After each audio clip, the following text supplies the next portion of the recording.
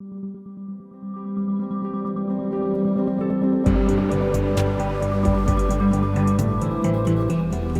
Evers was a great example of movement lore. Medgar Evers was cussed every day by Roy Wilkins, who was head of the NAACP.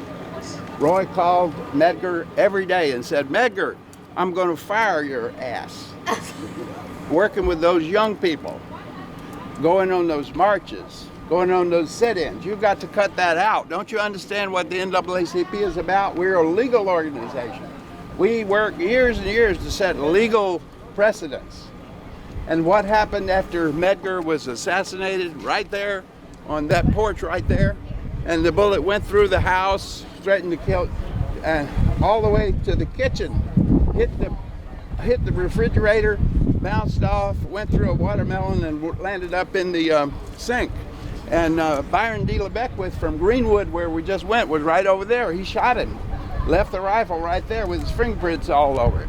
Everybody knew from the beginning who killed him. Medgar was cussed every day by the NAACP. Roy Wilkins said, "I'm going to run you off from here." When Medgar was assassinated, it became one of the greatest NAACP martyrs of all times. So that's the way the movement works. It's the difference in the kind of work that Medgar was dedicated to do here, because he knew that the young people at Tougaloo College and SNCC and all the other people, that's the people he was going to work with. He was one of the first field secretaries of the NAACP.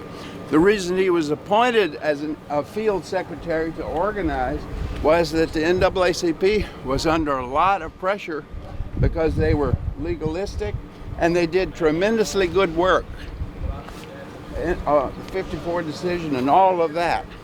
But when you study all of the civil rights organizations, NAACP, Congress of Racial Equality, Student Nonviolent Coordinating Committee, Urban League, all of those organizations, these are the national ones, they all had their role, and the students were constantly putting pressure on the older organizations. It's a new age, it's a new day.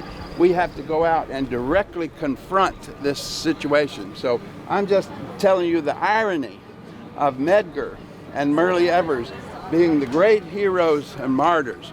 It was the same thing with Robert Williams. Does anybody know about NAACP branch president Robert Williams? Robert Williams was from Monroe, North Carolina.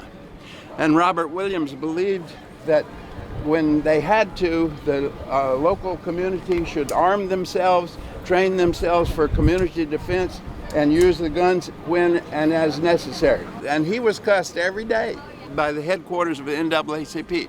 If Robert Williams had been murdered, he would have been a great martyr of the NAACP and would have been one of the greatest leaders. But he was forced to leave not only the NAACP, he was forced to leave the country and go to Cuba.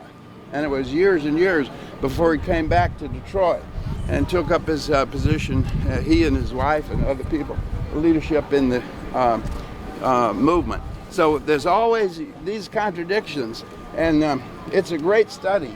It's a wonderful study. People need to do, somebody needs to write a book about the McGees in Greenwood, where we just went. Nobody's ever written a book about that family. It would teach more about civil rights history than could be taught in a lot of other ways. Anne Moody, which Sean mentioned today, one of the great classics of American literature, coming of age in Mississippi. And Anne Moody, like James Foreman and a lot of other people in the movement, she was driven crazy by this system and went through periods of genuine insanity.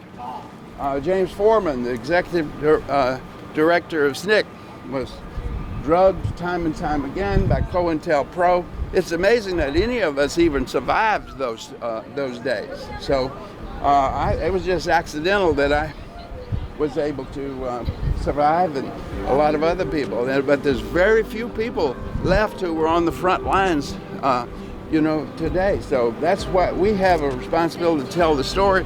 You have a responsibility to pass on the story and carry on the struggle.